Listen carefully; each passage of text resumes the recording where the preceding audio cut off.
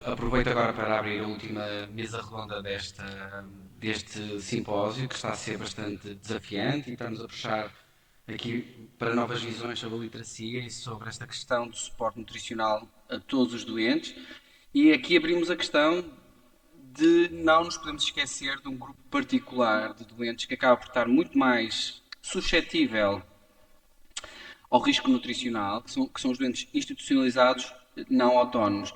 E podemos depois, na discussão, ter aqui vá lá, algum brainstorming sobre o que é que possamos considerar como doente não autónomo, mas à luz do que acontece em muitos contextos atualmente, socioeconómicos, em que não há a capacidade de assegurar a sua alimentação, há dependência económica, há dependência de cabazes alimentares, há dependência de apoios e de ajudas, portanto isto também é uma forma de não autonomia. A questão da institucionalização, pronto, poderíamos também levar para outra discussão.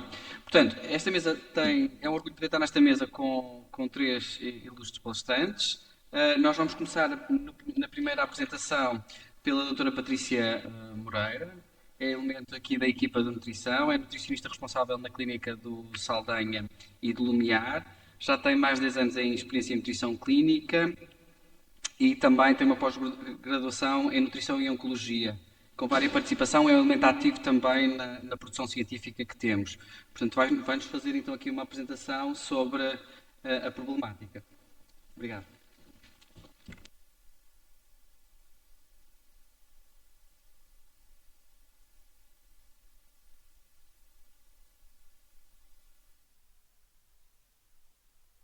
Ok, agora sim. Muito boa tarde a todos. Então, eu hoje vou apresentar aqui os desafios de intervenção nutricional nos doentes não autónomos e institucionalizados e principalmente falar daquilo que é também a minha percepção dos principais desafios com que eu me deparo na minha prática clínica aqui na Diavero. Então, como foi falado da parte da manhã e explicado muito bem, o doente renal crónico é um doente bastante complexo. No entanto, quando falamos de um doente renal crónico não autónomo e institucionalizado, os desafios em garantir um bom estado nutricional aumentam bastante. Particularmente, estima-se que 50 a 90% dos utentes institucionalizados estão em risco de desnutrição ou desnutridos. E isto é realmente uma preocupação muito grande, não só para nós, como também para as instituições, e de facto implica aqui que dediquemos o nosso tempo a tentar perceber quais são os fatores determinantes aqui da desnutrição nestes utentes.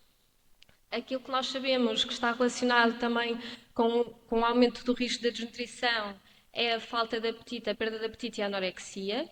São também os problemas de disfagia, estamos a falar novamente de doentes não autónomos, e também da presença de outras patologias que podem ter impacto na autonomia física e na dependência, nomeadamente patologias com alteração do estado de consciência.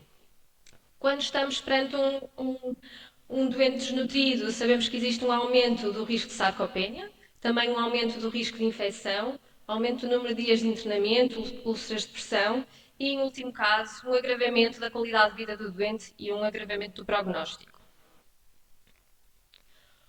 Um dos desafios com que nós nos deparamos nestes doentes não autónomos é a disfagia, que no fundo vai compreender aqui a dificuldade de deglutição de alimentos sólidos e ou líquidos e que vai implicar aqui uma adaptação da dieta.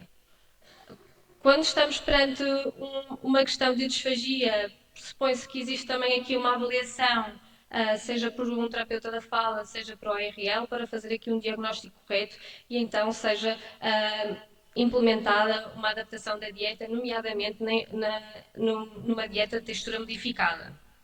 Nas dietas de textura modificada, vamos então adaptar a textura da dieta para que seja possível uma deglutição segura. É também importante que haja aqui uma orientação postural do doente e também um reforço na assistência das refeições. No entanto, as dietas de textura modificada representam por si só um desafio também, não só para nós da visão da clínica, mas também para as instituições. A adesão à dieta textura modificada nem sempre é muito fácil, devido às suas características organoléticas, nomeadamente a textura e o sabor. E aquilo que se sabe é que os doentes que cumprem com uma dieta textura modificada apresentam normalmente uma menor ingestão energética e proteica, colocando novamente aqui em risco o estado nutricional. Neste sentido, há muitas vezes a necessidade também de suplementação com fórmulas nutricionais para conseguir suprir aqui as necessidades nutricionais e, por outro lado, do ponto de vista institucional, aumenta também uma pressão sobre a gestão das emendas e adaptação das texturas e também até mesmo na apresentação das refeições para que o utente e o doente consiga aqui aceitar e ter um bom aporte alimentar. Outros desafios com os quais nós nos deparamos, e já foi abordado um bocadinho da parte da manhã, é a polimedicação. Portanto, no doente renal crónico, é um doente que tem uma carga de medicação bastante pesada, que tem os seus efeitos secundários, nomeadamente na supressão do apetite ou em efeitos adversos gastrointestinais, e deve haver uma vigilância apertada também destes sintomas, porque muitas vezes podem ser as causas da diminuição do aporte alimentar e, fazendo alguns ajustes, podemos contornar aqui estes efeitos secundários. Por outro lado, também podem ocorrer alterações sensoriais, particularmente no doente idoso, nomeadamente na diminuição do olfato e do paladar e na digeusia. É bastante frequente nos doentes renais ocorrer e muitas vezes esta digeusia é específica para determinados alimentos, nomeadamente para os alimentos ricos em proteínas, como a carne, o peixe, o ovo, que são precisamente aqueles alimentos que nós queremos que os nossos doentes comam. Portanto, é importante endereçarmos também estas questões, porque quando a alimentação deixa de ter um estímulo sensorial e ser uma refeição que nos dá prazer, naturalmente o doente vai começar a diminuir o aporte alimentar e perder peso. Outra alteração que muitas vezes ocorre são alterações do aparelho digestivo, nomeadamente a obstipação, e aqui pode ser multifatorial, desde as doenças de base, à medicação que também tem estes efeitos secundários e até mesmo à falta de mobilidade dos nossos doentes. Estamos a falar de doentes não autónomos, passam muitas vezes muito tempo sentados ou deitados e isto também vai agravar aqui a obstipação. Um doente obstipado, muitas vezes é um doente que vai também reduzir o aporte alimentar, podendo comprometer também aqui o estado nutricional do doente. Quando falamos de doentes crónicos, particularmente do doente institucionalizado, não podemos deixar de falar da problemática da saúde mental e do isolamento. Efetivamente, nestes doentes existe uma prevalência importante de sintomas de tristeza, doenças psiquiátricas, como o síndrome depressivo, e estes problemas vão levar a um aumento da solidão, uma diminuição gradual da ingestão alimentar, não conseguindo satisfazer as necessidades nutricionais e, em casos mais graves, pode mesmo levar aqui a uma recusa alimentar. Se eu tenho um doente que se recusa a alimentar, eu não vou conseguir tratá-lo, não vou conseguir garantir aqui o seu estado nutricional. Portanto, é importante nós também olharmos para estas questões e percebermos que também deve ser endereçado, não é, como um tratamento do doente para garantir o meu estado nutricional.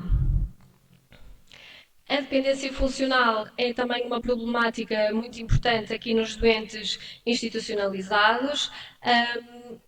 Está relacionada também aqui com a sarcopenia, nomeadamente aqui a perda gradual de massa e força muscular, que está associada não só ao envelhecimento, mas também às doenças de base e uma alimentação insuficiente.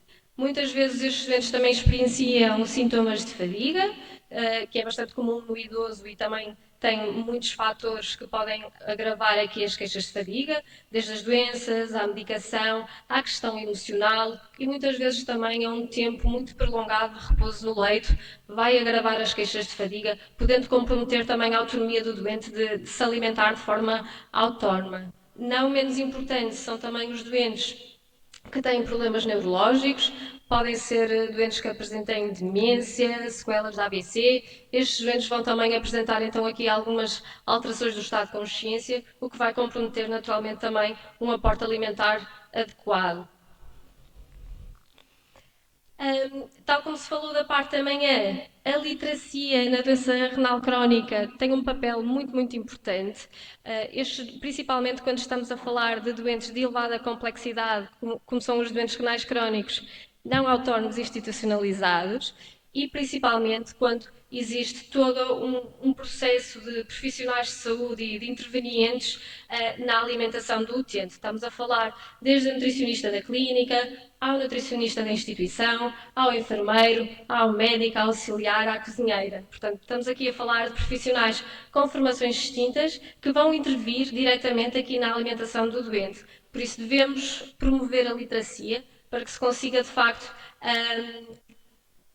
dar o melhor tratamento aqui ao nosso doente. Quando esta literacia não é o suficiente, pode levar aqui a alguma confusão de conceitos e algumas informações inconsistentes, que pode também levar aqui a uma restrição excessiva ou aqui a alguma confusão dos cuidados alimentares, nomeadamente já tive instituições em que, por exemplo, tenho 2 utentes em hemodiálise, em que as necessidades nutricionais são distintas de um para o outro, não é? E podia associar de, mas aquele doente pode comer sopa, então o outro à partida também pode, porque também faz hemodiálise. Mas, na verdade, podem haver recomendações específicas para cada um e por isso é que a individualização da estratégia nutricional é essencial para conseguirmos garantir ir de encontro também às preferências do doente e conseguir, no fundo, fornecer a melhor alimentação.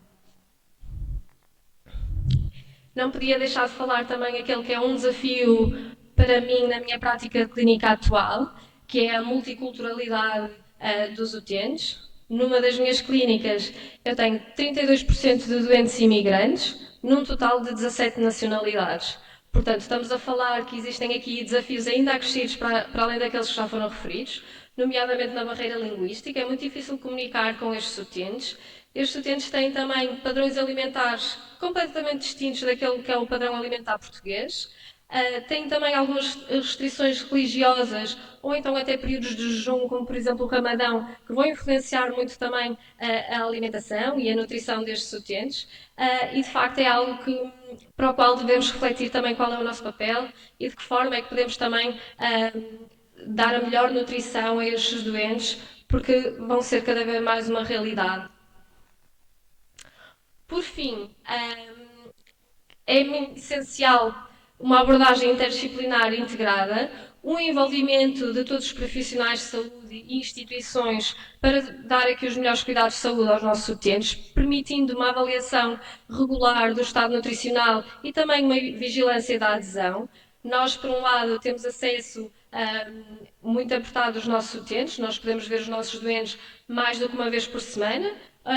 Temos dados bioquímicos mensais, portanto, temos aqui informações valiosas da nossa parte.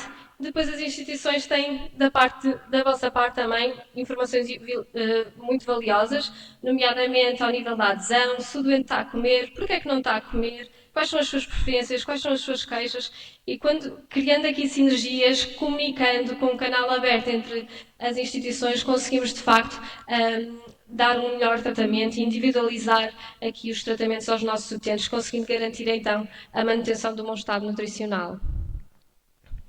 Não menos importante, e já foi falado muito da parte da manhã, é essencial um equilíbrio entre os pilares da saúde. A saúde mental, a saúde física e também a parte social, o sentido de pertença, ter prazer na alimentação e na sua vida. E eu não podia deixar de ressalvar o papel crucial das instituições no desenvolvimento de atividades, de iniciativas aqui ao nível da terapia ocupacional, que de facto modifica totalmente a experiência dos utentes que estão nas instituições e, em último caso, vai ter um impacto também no estado nutricional e na felicidade e qualidade de vida dos nossos utentes. Concluindo então, a abordagem nutricional no doente renal crónico não autónomo institucionalizado é de elevada complexidade. É necessário intervir de forma integrada, envolvendo os profissionais de saúde de todas as áreas. A comunicação entre profissionais da saúde, da clínica da hemodiálise e instituições tem um papel determinante no sucesso dos cuidados e a prestação dos melhores cuidados de saúde passa então pela individualização dos cuidados e promoção do envelhecimento ativo. Muito obrigada.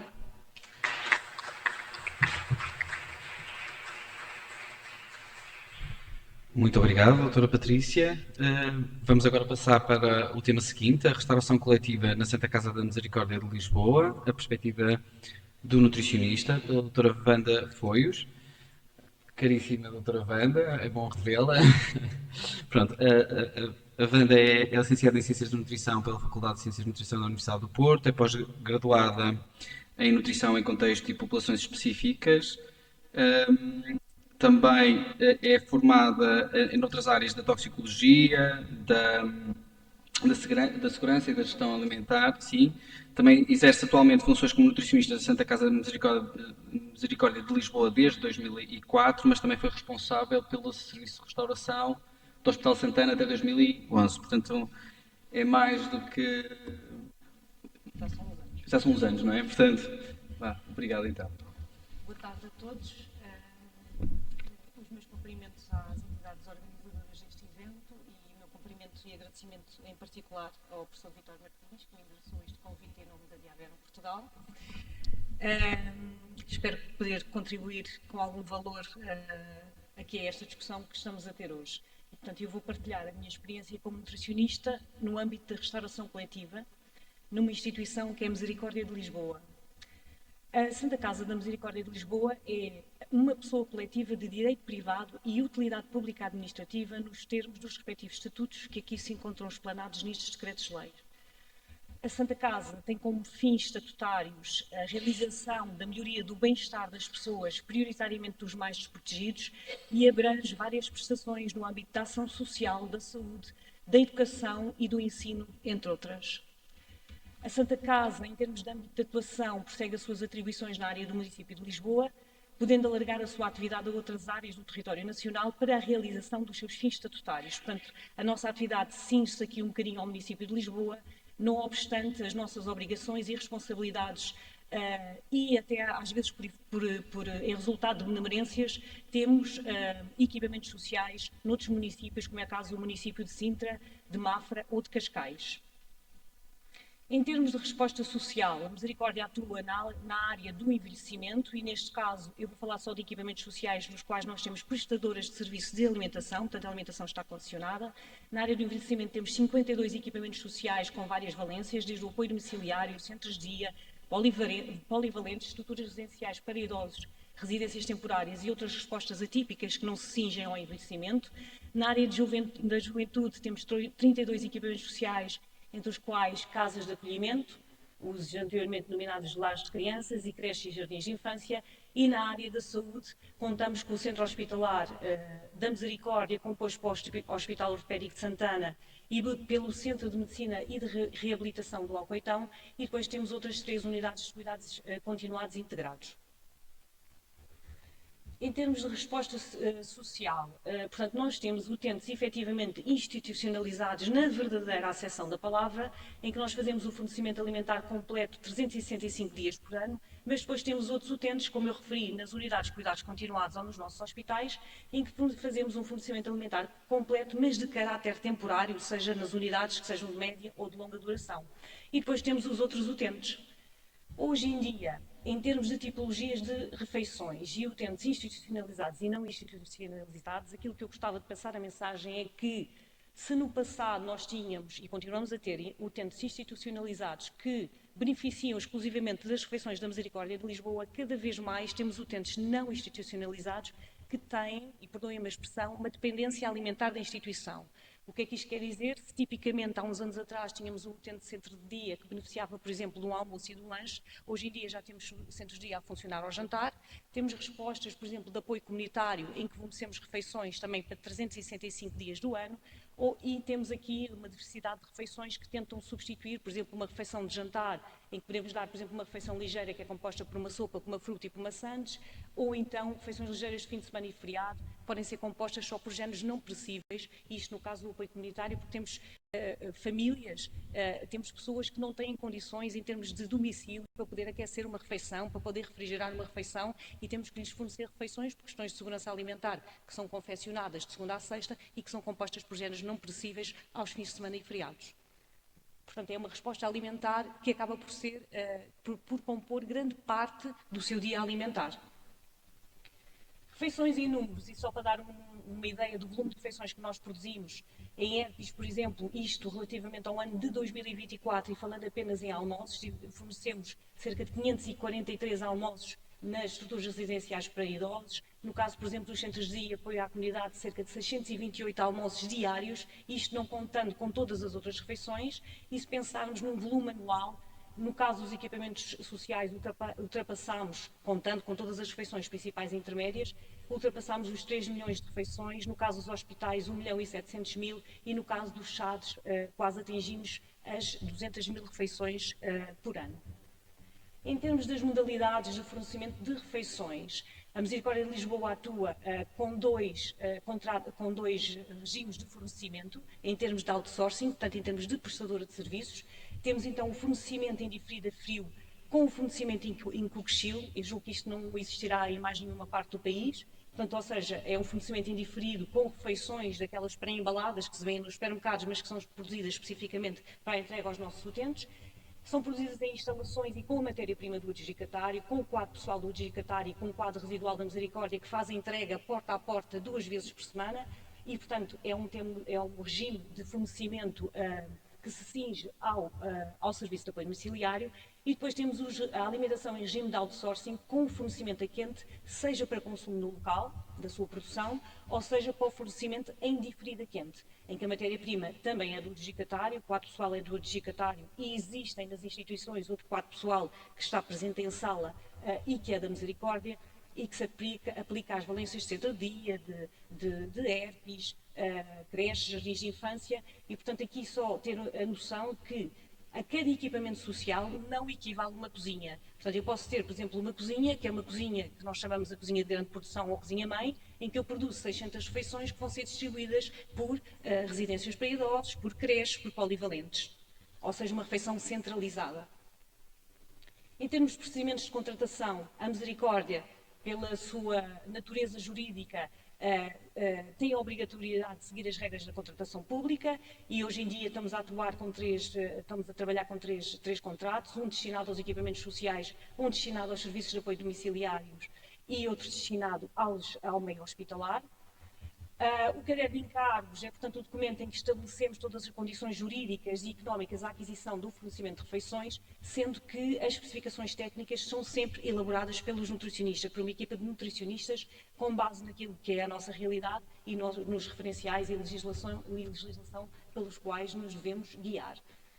Também é nestes procedimentos de contratação que nós conseguimos definir os nossos quadros de pessoal, quer no que se refere à categoria, quer no que se refere ao número de trabalhadores que afetamos à prestação de serviços, sendo que, do lado da Misericórdia, aqui encontramos-nos todos no Departamento de Ação Social e Saúde, e somos 5 colegas nos hospitais e 6 colegas nos serviços centrais, e o nosso interlocutor, em termos de prestação de serviços, é uma exigência que temos, é que seja sempre também um nutricionista. Em matéria de qualidade, a nossa troca de informações é sempre com o nutricionista do prestador de serviços. Portanto, a elaboração do caderno de encargos é onde nós firmamos os requisitos à prestação de serviços, determinamos aquilo que deve ser a oferta alimentar e nutricional, que deve ser adequada, que se pretende seja adequada à nossa população-alvo, e é com base neste caderno de encargos que nós fazemos a monitorização e avaliação das operações. Em termos de interlocução, e aqui de forma semelhante, seja nos hospitais ou nos equipamentos sociais, depois de haver elaboração do plano alimentar pela nutricionista, portanto, da clínica onde o utente, ou doente, como queiram chegar para nós são utentes, onde o utente é acompanhado, existe a integração deste plano alimentar no processo clínico hospitalar, que é consultado depois pelo nutricionista que se encontra nas nossas unidades de cuidados continuados ou nos nossos hospitais, que faz uma análise deste plano alimentar e o contextualiza à realidade da instituição. Posteriormente, esta informação é transmitida à prestadora de serviços, é implementado o plano alimentar e faz uma verificação e monitorização pela nutricionista da Santa Casa, mas também pela nutricionista da prestadora de serviços, e depois existe aqui um intercâmbio de informação, seja muito regular, seja entre o nutricionista da clínica e o nutricionista da Santa Casa, seja entre o nutricionista da Santa Casa e o nutricionista que está na cadeia, portanto, no prestador de serviços. Da mesma forma, nos equipamentos sociais e serviços de apoio domiciliário, fazemos a contextualização à realidade da nossa instituição e transmitimos esta informação à prestadora de serviços, sendo que, neste caso, temos aqui mais um interlocutor por quem nos passa esta informação. Portanto, a informação da nutricionista que prescreve o plano alimentar é passada, portanto, ao equipamento social ou ao SAD, e, através do seu diretor, corpo de enfermagem, o coordenador, são estes colegas que nos fazem chegar a informação. Portanto, há uma troca de informação, novamente, com a nutricionista da clínica e depois com a prestadora de serviços.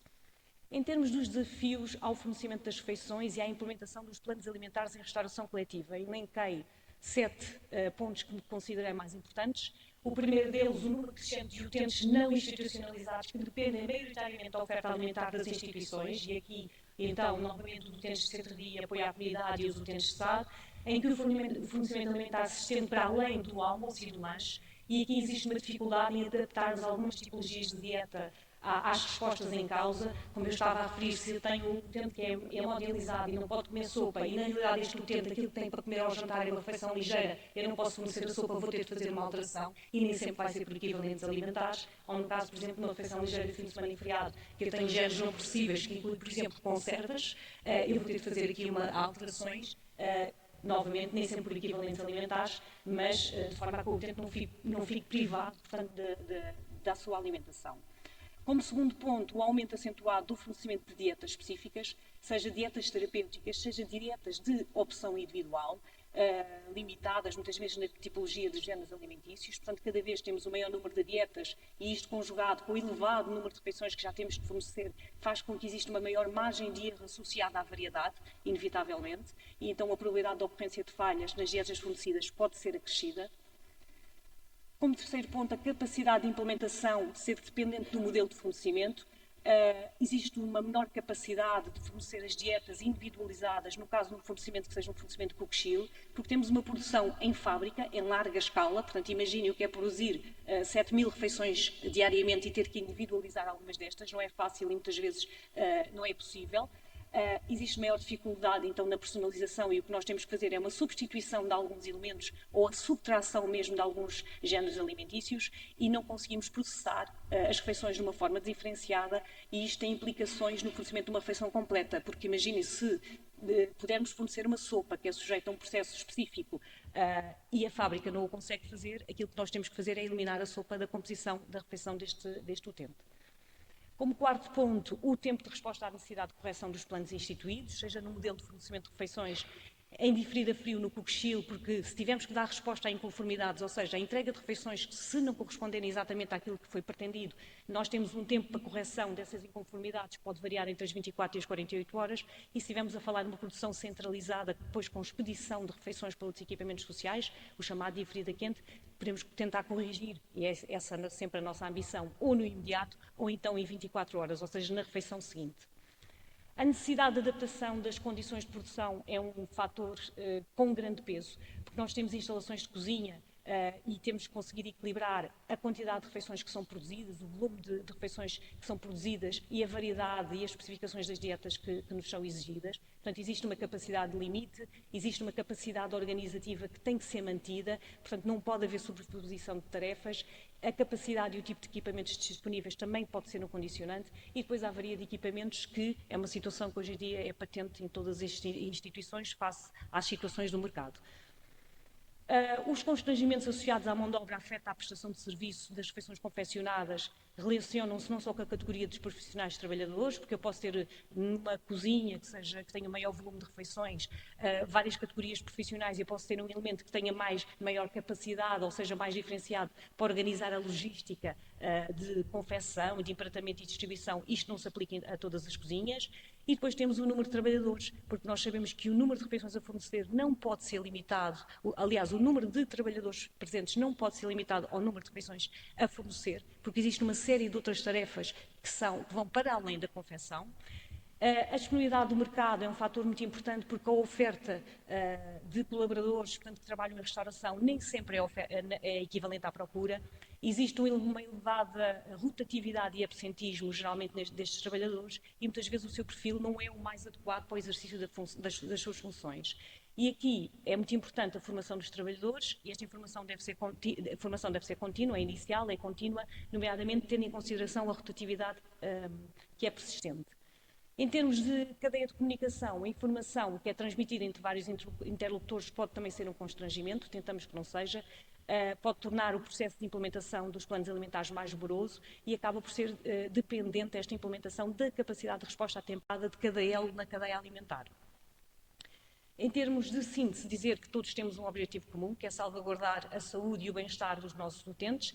Existem vários interlocutores. É muito importante que haja a definição de procedimentos operacionais, portanto, entre nós e a nossa prestadora de serviços e mesmo internamente, portanto, nós, portanto, Misericórdia com o nosso cliente interno.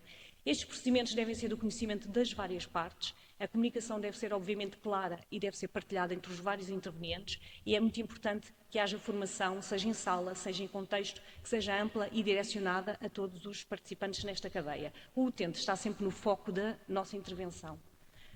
Como desafios futuros, como sempre, há de ser a qualificação das equipas, a prestação de um serviço de qualidade aos utentes, se nós ambicionamos sempre o bom e não o satisfaz, e tentar respeitar não apenas as necessidades dos utentes, mas também as suas preferências. E deixar-vos aqui com uma ideia que acho que todos partilhamos, de que sozinhos vamos mais rápido, mas juntos vamos mais longe. Muito obrigada.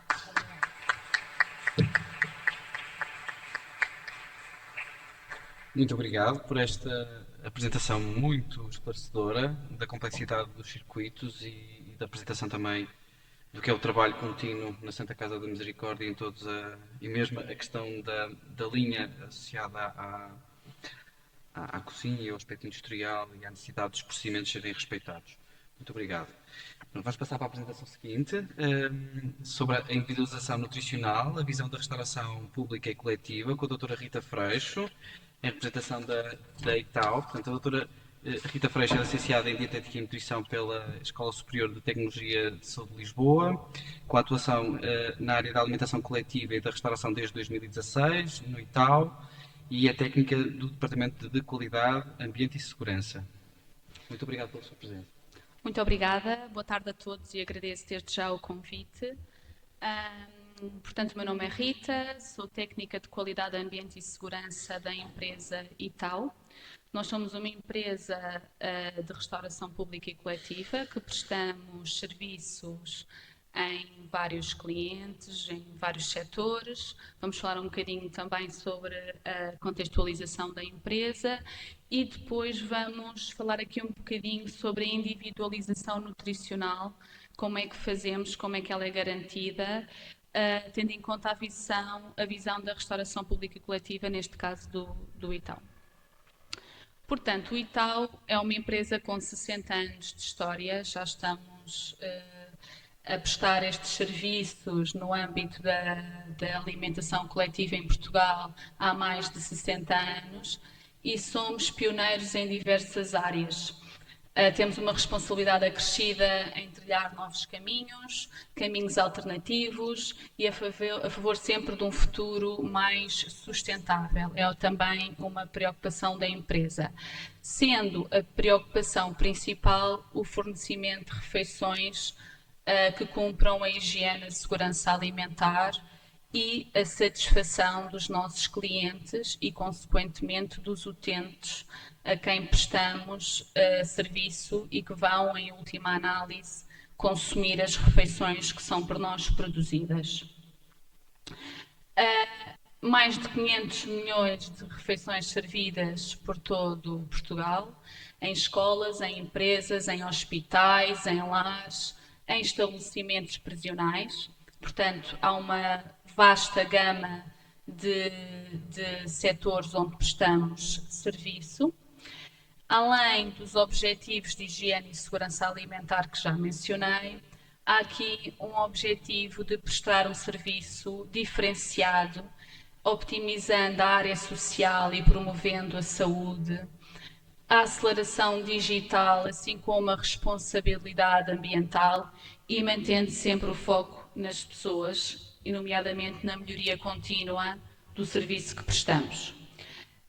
A nossa dedicação, maioritariamente, são a setores do segmento da saúde e do social e prestamos um serviço dedicado, eficiente e personalizado. É o nosso foco e é isso que tentamos garantir aos clientes que subcontratam os nossos serviços. Dentro desta estratégia de fornecimento de refeições diferenciadas dentro dos diferentes setores para os quais prestamos serviço. Temos também uma individualização nutricional mais específica, portanto, que vai além da questão da faixa etária, porque com certeza é diferente prestarmos um serviço numa creche ou numa residência de idosos ou num hospital, e além dessa questão da faixa etária e das alterações à ementa que isso implica, temos ainda diferenciações nutricionais mais específicas. Temos a questão cultural, já foi amplamente falada, cada vez é uma realidade mais presente, que promove aqui uns cuidados extra ao nível de ementa.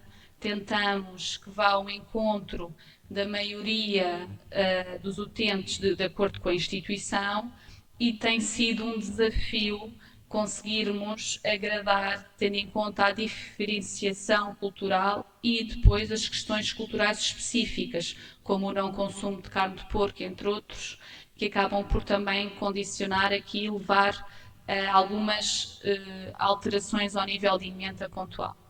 Depois temos alergias e intolerâncias alimentares, e aqui também queria acrescentar a questão das preferências alimentares.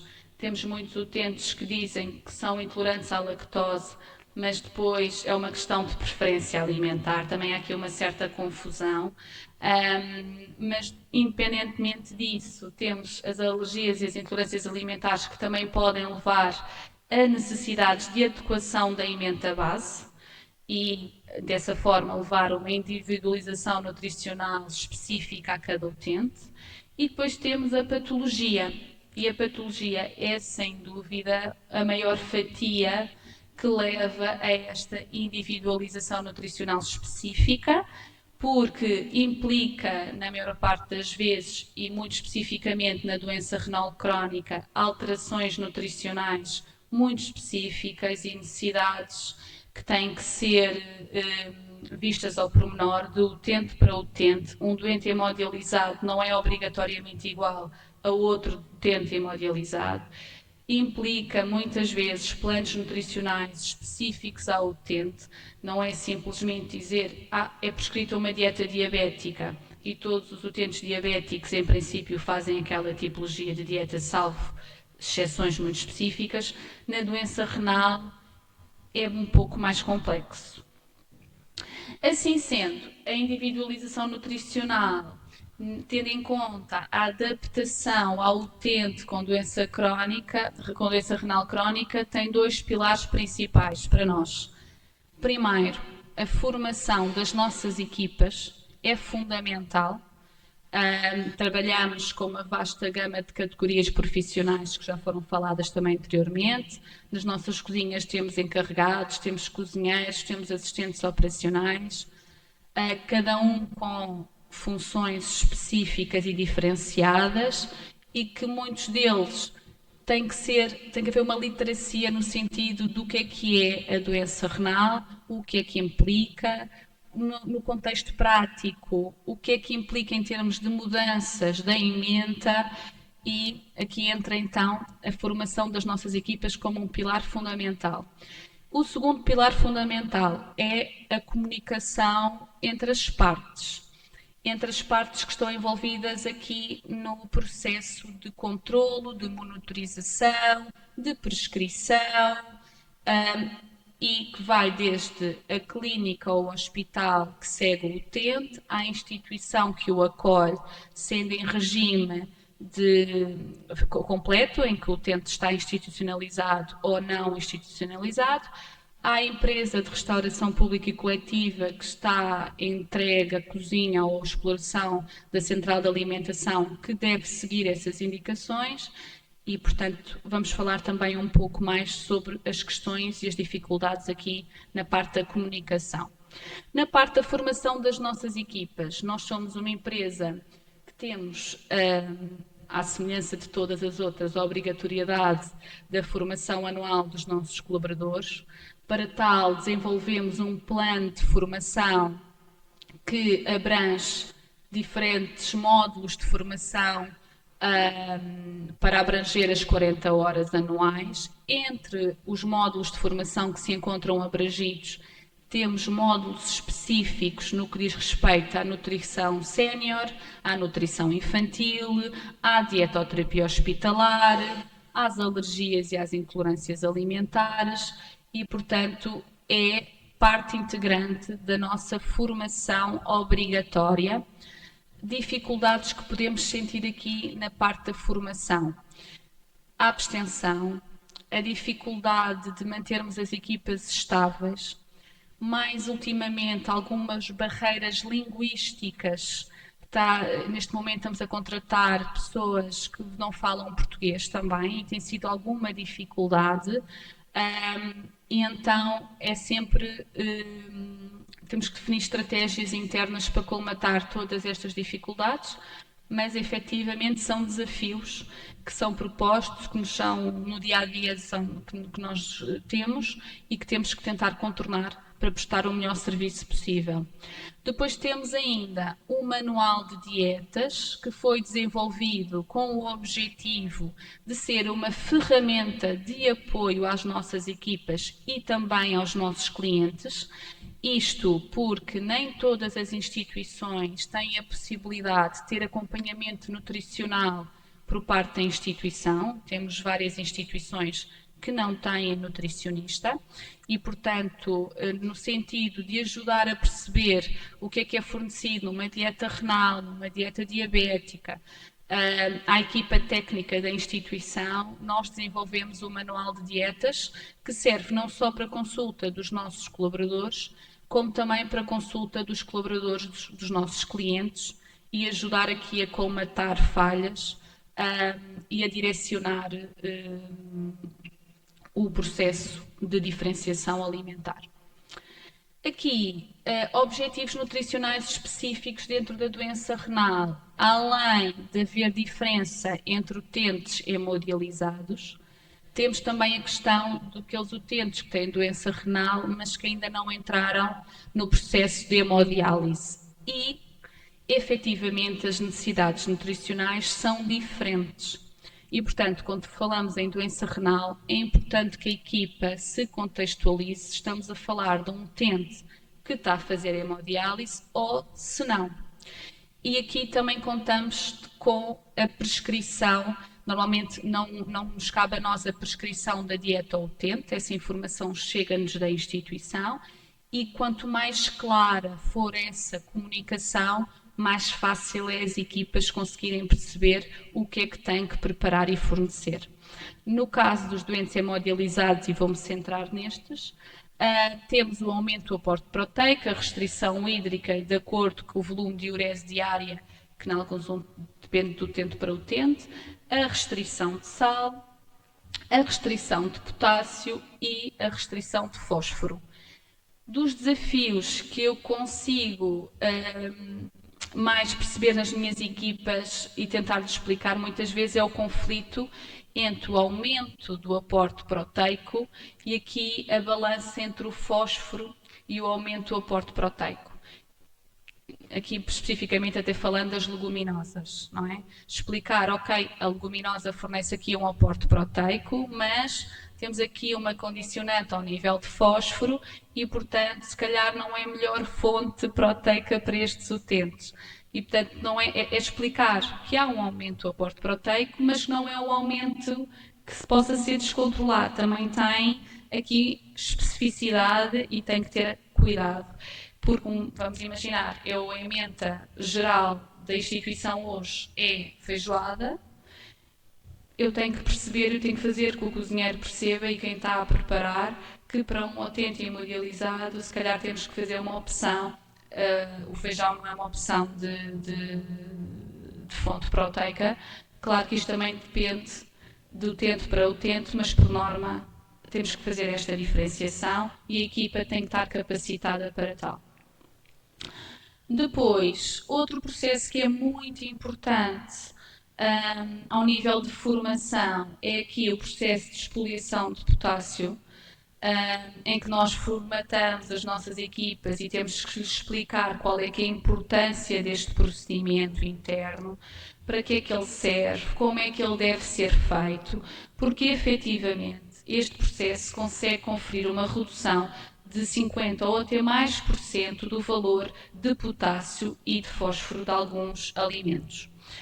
A questão aqui também do aumento proteico, já falei há pouco, é a questão do fósforo, não só o dobro da quantidade de carne e pescado, temos que perceber que carnes vermelhas, sempre que possível, tendo em conta o aporte de fósforo, preferir por carnes vermelhas, mas limpas,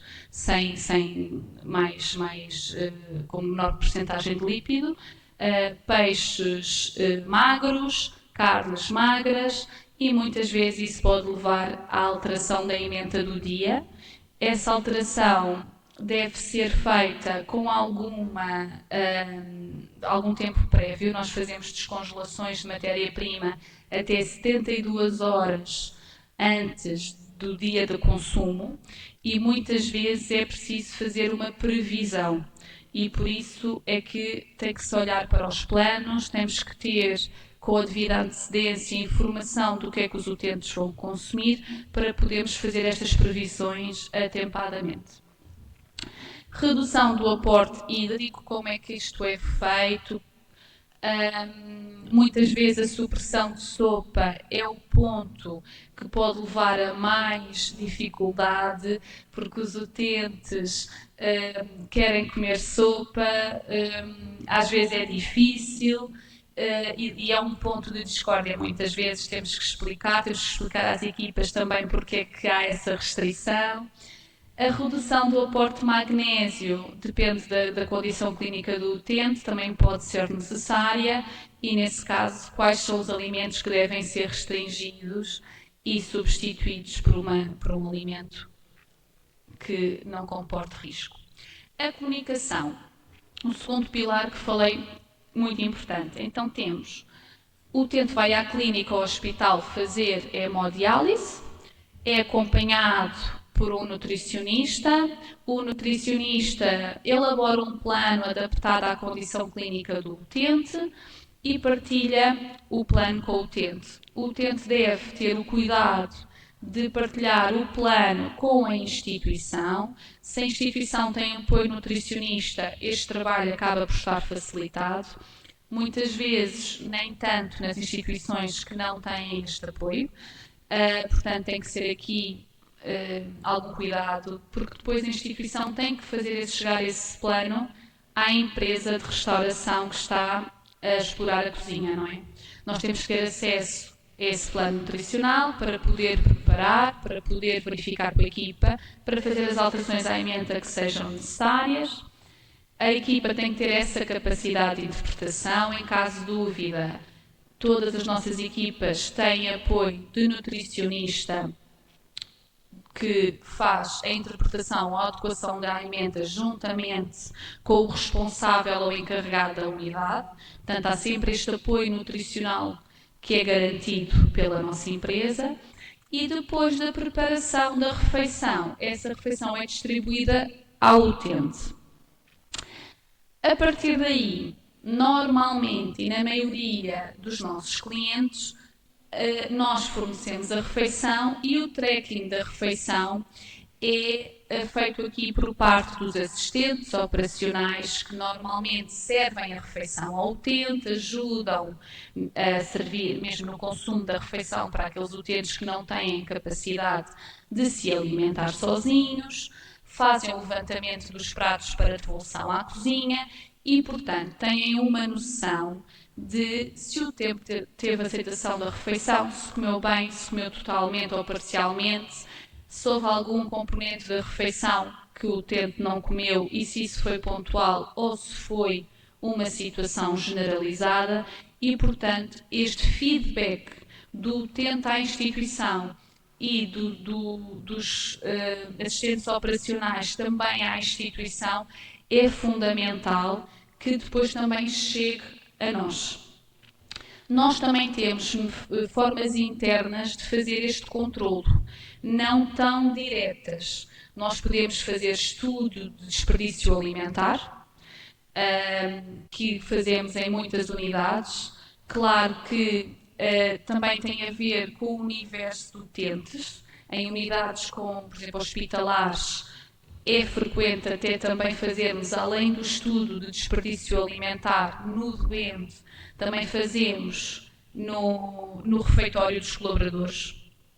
Também é uma forma de controlarmos, mas e também temos os inquéritos de satisfação ao utente, que também nos ajuda a ter um feedback da emenda, se estão satisfeitos, se há algum prato que não está a correr tão bem.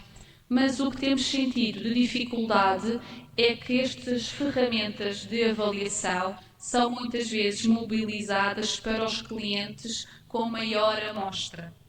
E depois, os clientes com menor amostra, por exemplo, as residências de idosos, as creches que são em menor quantidade, há aqui uma lacuna de informação. E então, tendo em conta esta dificuldade, está a ser desenvolvido pelo Itaú Norte um questionário de satisfação específico para a área social e direcionando aqui para a área social para os idosos, que vai ao encontro de tentar perceber quais as refeições, dar-lhes voz, essencialmente é isto, é humanizar o processo, é saber as preferências alimentares, é tentar ir ao encontro dos confortos que estavam habituados quando estavam na sua casa, e isto leva também ao aumento da aceitação da emenda por parte dos utentes. Este cuidado, esta preocupação, não é? E, portanto, é muito importante a comunicação com o cliente e tentamos que esta seja feita periodicamente para que nos vá passando as dificuldades, aquilo que não está a correr tão bem, para que possamos melhorar, mas internamente também desenvolvermos ferramentas que nos permitam também ajudar os nossos clientes a fazer esta auscultação dos seus utentes. Muito obrigada.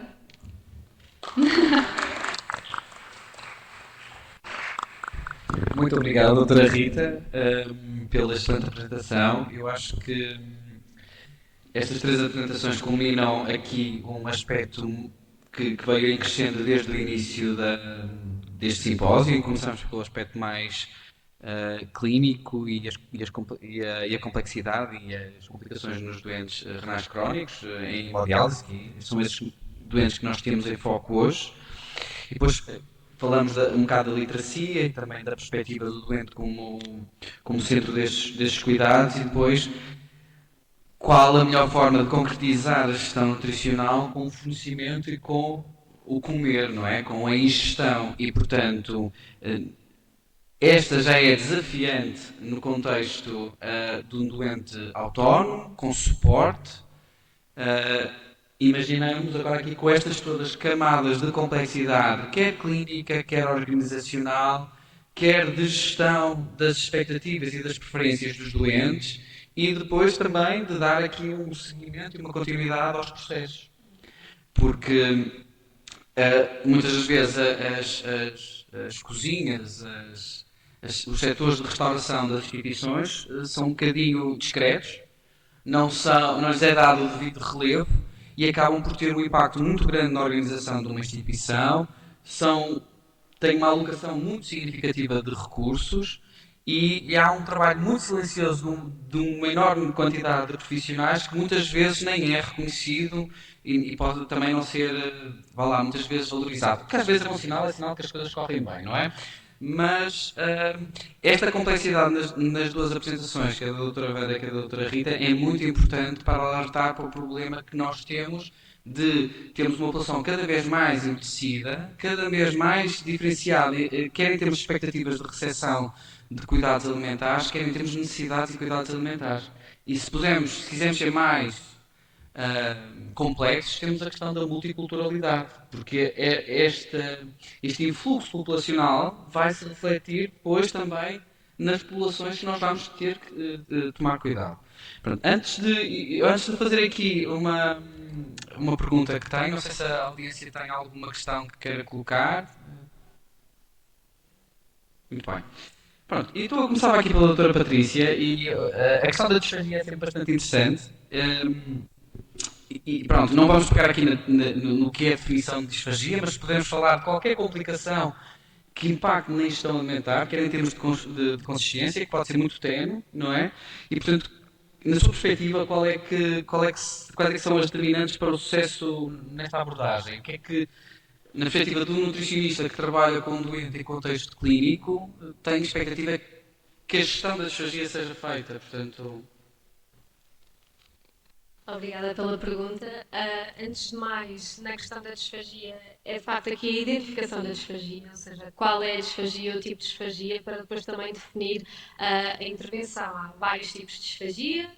Há disfagias, e as disfagias estão muitas vezes associadas também à dificuldade de mastigação, ao tipo de confecção, não é, das refeições, e acho que aí há logo um grande problema, não é, na identificação da causa da disfagia.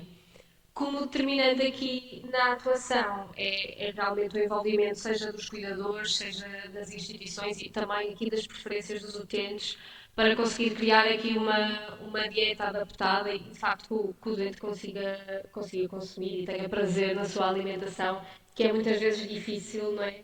Na dieta de textura modificada. obrigadíssimo. Eu agora desafiava só aqui, quer a doutora Wanda, quer a doutora Rita, se esta questão da disfagia, se é uma questão comum na vossa abordagem, se vocês têm muita frequência, não só nos doentes renais crónicos, se... Pronto. Olá.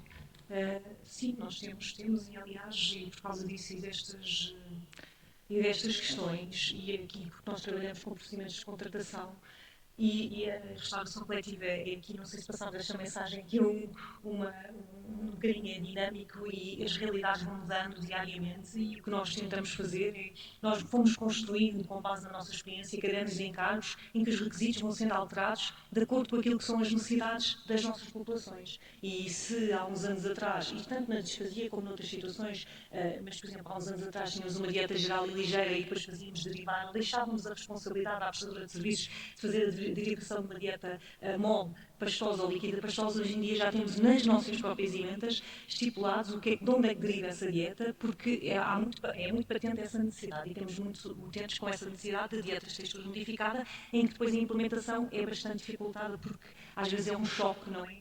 Para as pessoas terem de passar com um tipo de dieta que é uma dieta diferente daquela que estavam habituados, mas pronto, sim, trabalhamos e estamos habituados a trabalhar com essa tipologia de dietas. Em termos de dificuldades que eu sinto que vai sendo passado pelas nossas equipas, também é a apresentação deste tipo de refeição de textura modificada. Se a apresentação for cuidada, a aceitação também é diferenciada. É completamente diferente de termos um prato triturado que não tem apresentação, ou termos, conforme até na apresentação dos colegas, vimos alguns pratos de textura modificada com o cuidado de ter, com recurso a módulos, a bombocas, que dá um aspecto completamente diferente e a aceitação também acaba por ser diferente. E depois aqui também temos a questão do tempero, do método de confecção, e da aceitação do utente da necessidade de ter aquela textura modificada, não é? De perceber por A mais B que efetivamente é uma mais-valia para si e para a sua qualidade nutricional e que precisa mesmo dessa alteração. Porque depois há sempre a questão de que vão estar outros idosos a comer o que lhe apetecia efetivamente comer e que não pode.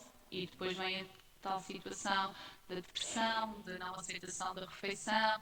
Então tudo isto tem que ser muito bem trabalhado entre as partes para que consigamos que seja uma dieta e uma textura aceite e com eficácia, que seja efetivamente nutricionalmente completa e que o utente tenha prazer em fazer essa refeição.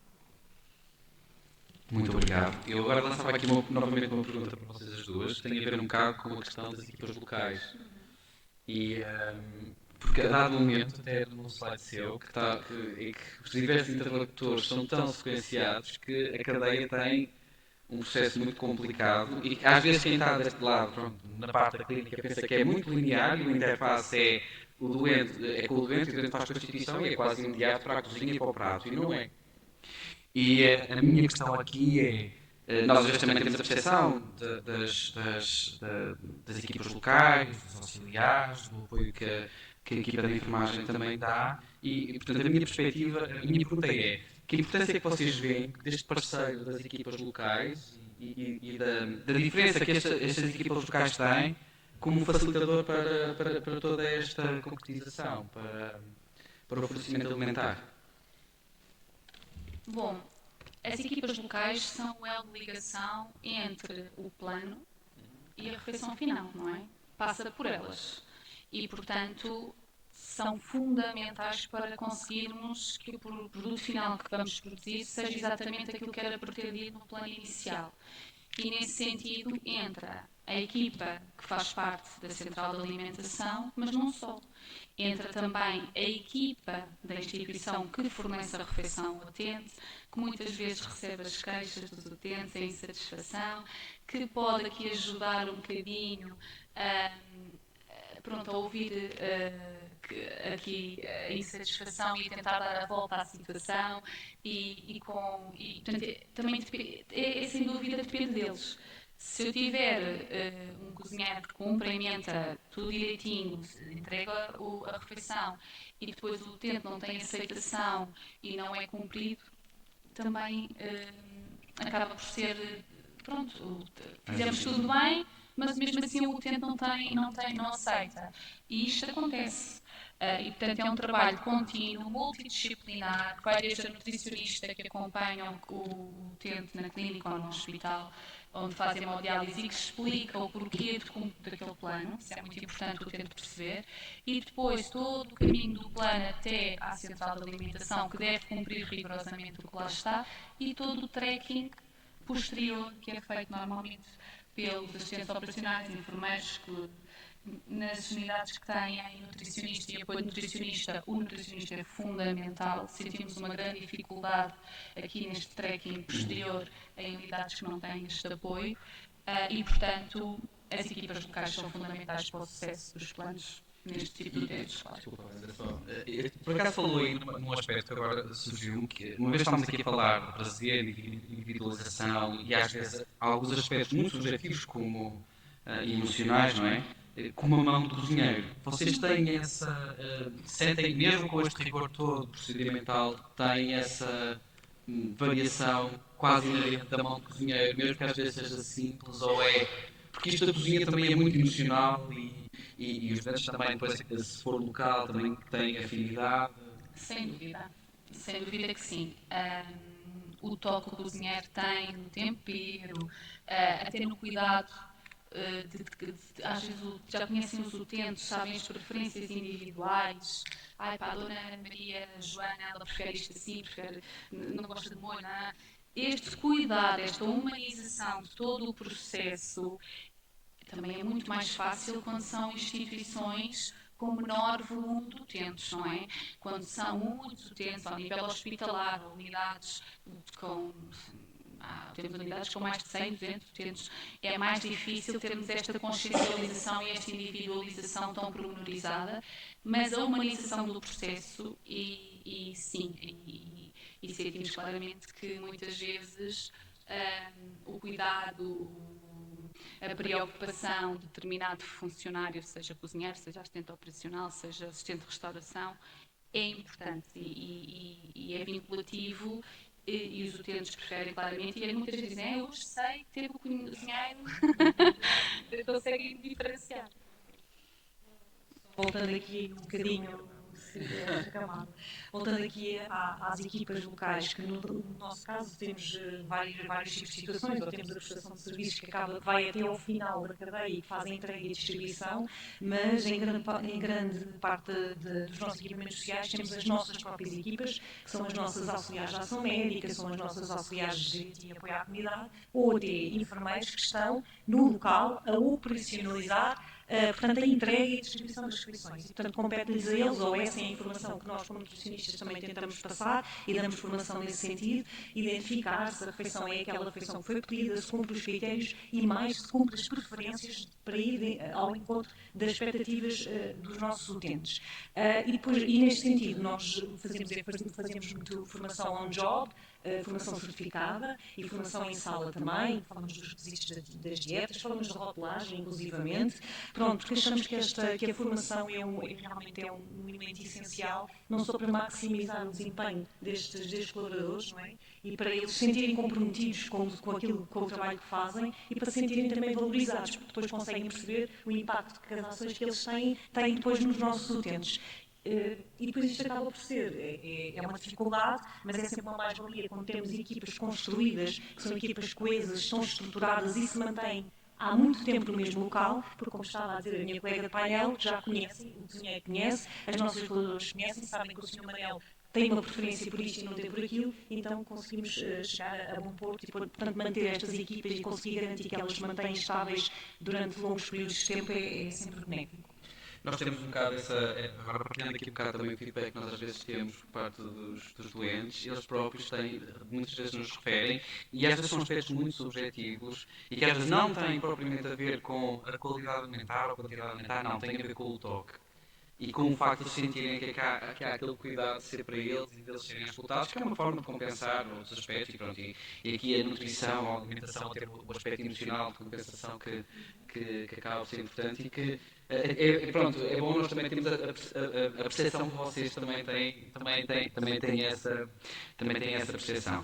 Agora, fazendo mais aqui uma pergunta, Patrícia, relativamente à experiência que tens com os doentes e com a multiculturalidade, de que forma é que achas que nós podemos melhorar o desafio desta comunicação e da individualização e, para além disso, como é que nós conseguimos tornar eficaz perante a complexidade que é abordar uma intervenção nutricional de um doente nepalês, chinês, pronto, com todo o cuidado e com toda a responsabilidade que nós temos ética e deontologicamente, não é? E depois o processo todo seguinte, não é?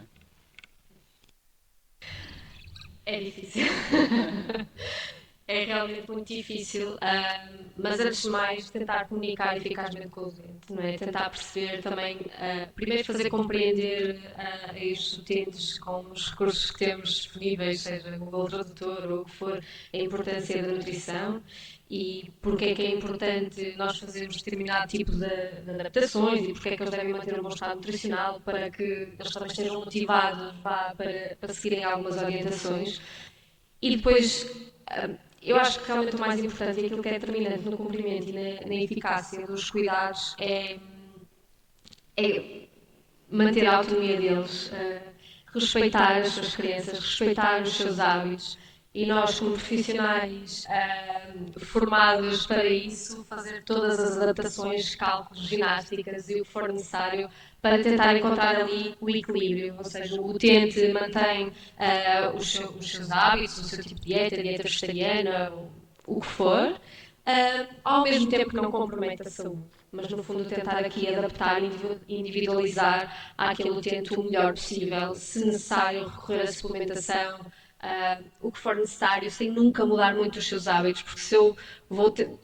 Eu não consigo sequer mudar um utente que seja vegetariano e dizer, olha, isto bom era comer aqui um bifinho para melhorar o seu estado nutricional, é absolutamente impossível, não é? E tentar ir de encontro aqui às suas particularidades, e isso é sempre possível, com mais ou menos ginástica, mas tentar individualizar e respeitar, não é? No fundo, as origens, as culturas e as suas crenças. Pois, porque o processo de aculturação, falando de primeira geração de imigração, é muito lento, só bem nas gerações seguintes. Muito bem. Pronto, estamos quase a terminar o tempo para esta mesa, que para mim foi muito enriquecedora, espero que tenha também sido para todos. E eu lançava aqui um desafio inverso, ou seja, na vossa perspectiva, e agora aqui para os nutricionistas que possam prescrever ou fazer a intervenção nutricional, o que é que vocês acham que há de otimização no interface da informação que nós enviamos? Ou seja, nós sabemos e nós temos a percepção, quando elaboramos um plano alimentar e tentamos considerar todos os aspectos clínicos que se revertem num aspecto nutricional e que depois se concretizam numa informação nutricional, descrita, com porções, e depois com aspectos que nós também vamos tendo a percepção do que possa ser aceitável para o doente ou não em termos de quantidades e de aportes, o que é que vocês acham que poderia simplificar? sobressimplificar, subsimplificar, complicar. Se calhar aqui o que eu ia dizer é que para nós o grande problema não passará tanto por aí, porque temos conseguimos ter uma boa comunicação. Há apenas um aspecto que é, se vier, por exemplo, uma menção a limitar o consumo ou reduzir a frequência, mais uma recomendação ao invés de um plano, para nós é difícil. Porque se nós estamos a trabalhar com uma prestadora de serviços, temos que ser claros e temos que ser concisos naquilo que nós pretendemos. Porque se isto for transmitido à cozinha a dizer vai reduzir a frequência de não, mas a cozinheira que está cá hoje não é que está amanhã, ela não sabe o que é que o utente consumiu ou deixou de consumir, não é?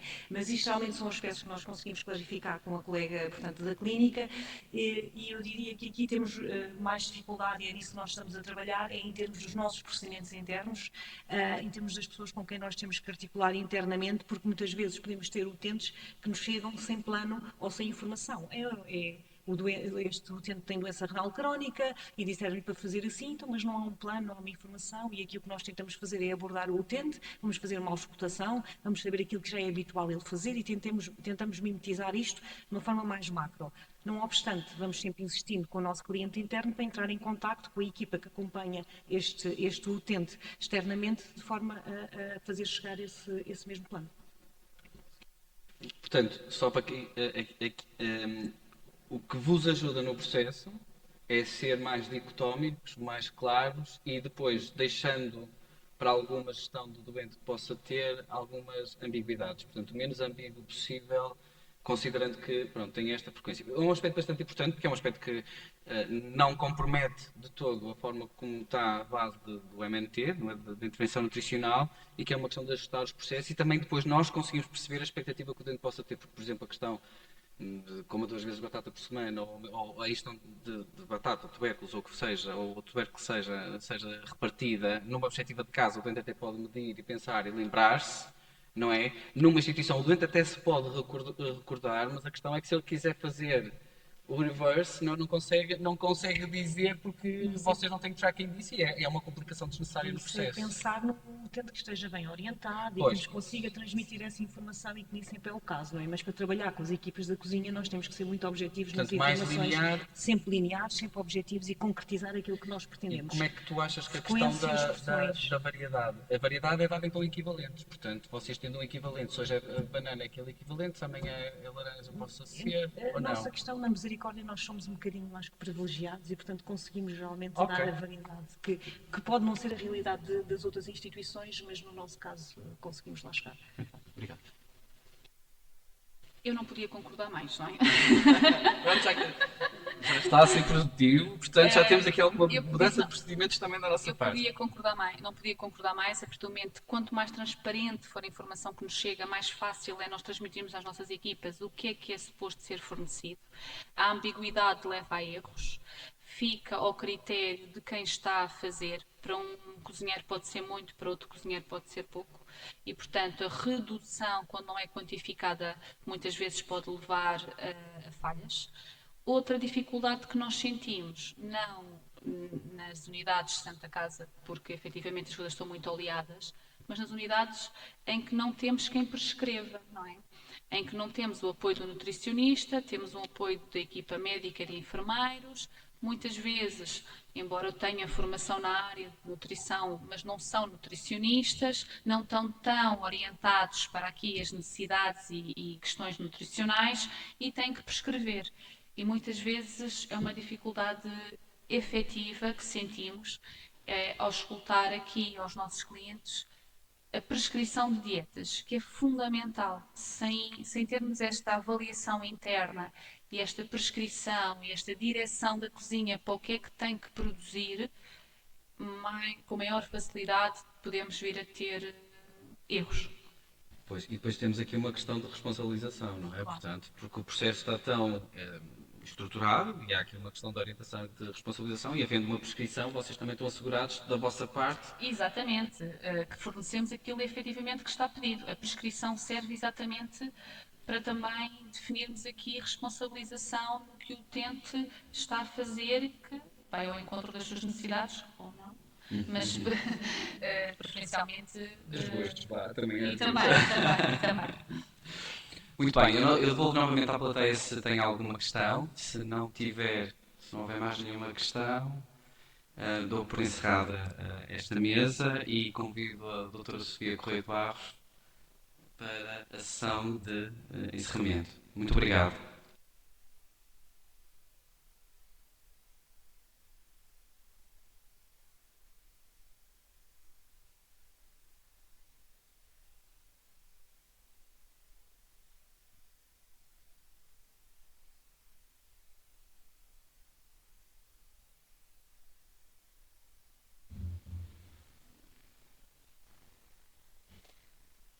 Eu acho que vou ter que me pôr um bocado mais para aqui, porque senão ninguém me vê. Assim. Antes de mais, eu gostava de começar esta sessão de encerramento. E a sessão de encerramento é sempre difícil, porque é entre mim e vocês irem-se embora. Portanto, eu vou tentar ser aqui o mais concisa possível, mas ao mesmo tempo fazendo um balanço do que foi o dia de hoje. E gostava de começar esta sessão de encerramento pela primeira palavra, que é um obrigado. E aqui um obrigado especial à Nova Medical School, que tem sido o nosso parceiro em muitas iniciativas. E hoje vimos 3 iniciativas que são o resultado dessa parceria, e nós trabalhamos em muito mais, por nos apoiar nestes projetos, por ajudar-nos sempre a pensar e ajudar-nos a ir mais além, e também contribuir com conhecimento, que é muito importante para quando nós estamos a tratar de uma doença como é a doença renal crónica, quando estamos a tratar de uma população frágil como são os doentes renais crónicos. E, portanto, a primeira palavra aqui, se calhar agradecendo à Diana e à Mariana, muito obrigado, e transmitam, por favor, os meus agradecimentos à professora Conceição e à professora Helena. Também gostava de fazer um agradecimento a vocês que estiveram cá hoje. Então, é muito importante, estas conferências só fazem sentido se nós conseguirmos partilhar conhecimento. E, portanto, sem a audiência, sem a participação, vamos ficar como acontece com muitas coisas, que é um conhecimento-chave, e o conhecimento-chave não tem valor. E, portanto, muito obrigado por estarem aqui hoje. Espero que vos tenha levantado temas que consideram relevantes, que depois possam fazer aqui um seguimento, questões que acham que podem ser relevantes, pontos que vos deixaram a pensar sobre como é que poderiam fazer diferente, porque é exatamente o objetivo deste simpósio. É abanar para criar.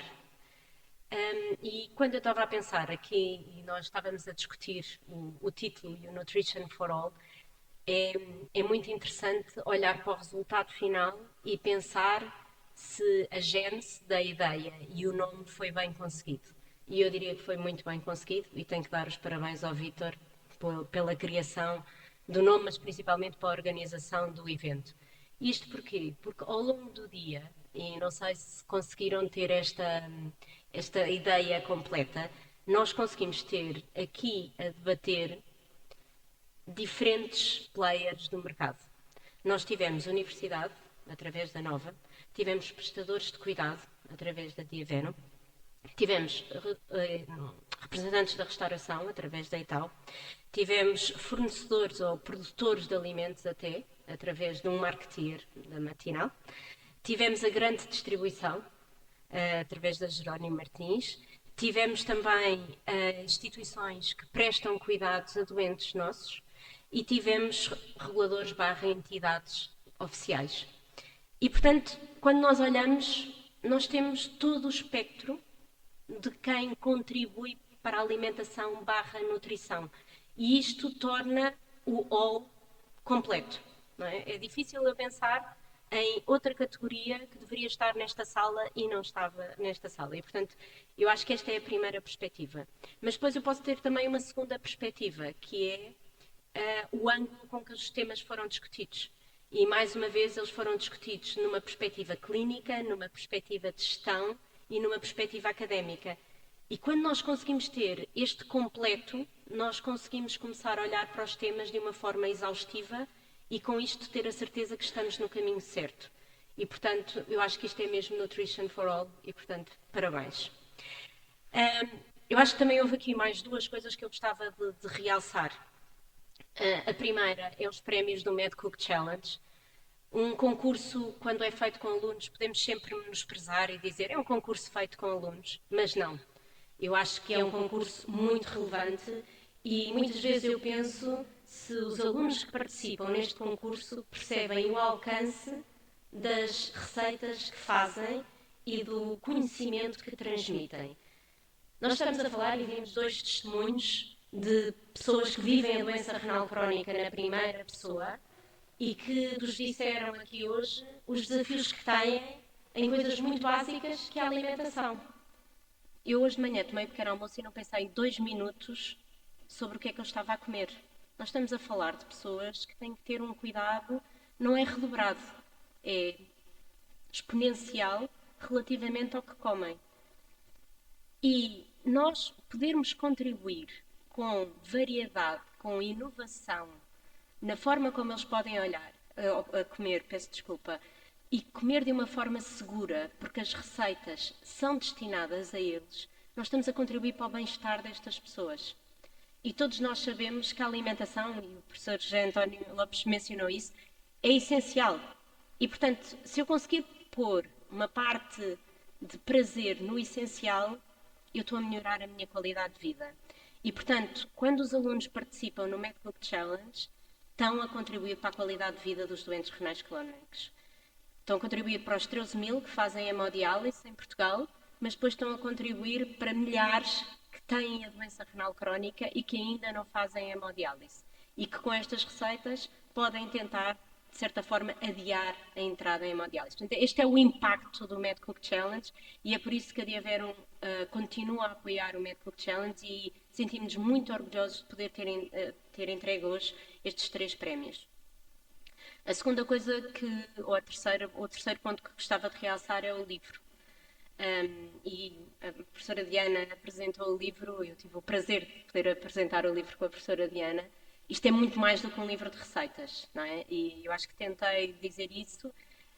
Quando eu olho para este livro, eu vejo mesmo como uma caixa de ferramentas que várias pessoas vão poder usar, olhar para a ferramenta que lhes dá mais jeito, se é a parte mais didática, se é a parte mais instrutiva no sentido de fazer a instrução, de fazer a receita propriamente dita, e mesmo porque depois nós não tivemos a oportunidade de apresentar, conhecer mais sobre o que é que pode ser alimentado, porque as receitas, como se costuma dizer, e peço desculpa pelo anglicismo, estão bulletproof para doentes renais. Portanto, tudo o que há alertas, aquilo salta por todo lado e está escrito exatamente o que é preciso fazer. E, portanto, isto é uma caixa de ferramentas para quem vai trabalhar com doentes renais crónicos, para quem cuida de doentes renais crónicos e para quem é um doente renal crónico. E, portanto, mais uma vez, não é só um livro de receitas e temos que estar muito orgulhosos e, mais uma vez, à Nova e à Diaverum por termos conseguido fazer este projeto que em breve vai para online, ia dizer para a rua, mas vai online. E isso também é bom porque vai estar disponível para todos. E acho que, mais uma vez, for all. Portanto, muito obrigado mais uma vez por este dia. Muito obrigado, Vítor, pela organização. Muito obrigado, Nova Medical School, por nos ter recebido aqui hoje tão bem. E muito obrigada a vocês que estiveram aqui a participar nesta sessão. Um bom resto de dia.